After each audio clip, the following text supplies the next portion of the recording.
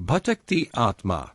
यह कहानी राजस्थान के एक छोटे से गांव की है, जहां हर रात एक रहस्यमयी औरत की परछाई दिखाई देती थी।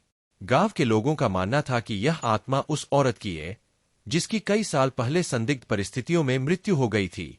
उस औरत का नाम रुक्मिणी था, और लोग कहते थे कि उसकी आत्मा को कभी शांति नहीं मिली। गांव के बाहरी इलाके में एक पुराना कुआं था, जिसे मौत का कुआं कहा जाता था। लोग कहते थे कि रुक्मिणी की आत्मा उस कुएं में कैद है और रात को बाहर निकलकर गांव में घूमती है। कई लोगों ने दावा किया कि उन्होंने रात के अंधेरे में उस कुएं के पास रुक्मिणी की साड़ी को लहराते देखा है। एक बार एक साहसी युवक नाम करण गांव में आया। वह इन कहानियों को अंधविश्वास मानता था और उसने रुक्मिणी की आत्मा से मिलने की ठान ली। एक रात वह कुएं के पास गया और वहां रात बिताने का फैसला किया। गांव के लोग उसे रोकते रहे, लेकिन वह नहीं माना। रात के गहरे अंधेरे में करण कुएं के पास बैठा रहा। जैसे जैसे रात बढ़ती गई, ठंडी हवा चलने लगी और एक अजीब सी चुप्पी छा गई।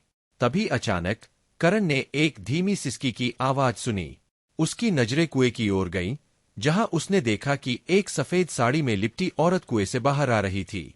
वह औरत धीरे धीरे करण की ओर बढ़ी। करण का दिल जोर जोर से धड़कने लगा। उसने भागने की कोशिश की, लेकिन उसके पैर जाम हो गए। वह औरत उसके करीब आई और उसकी आंखों में देखी। करण की सांसें थम गईं। औरत ने धीमी आवाज में कहा, मेरी मदद करो, मुझे शांति चाहिए।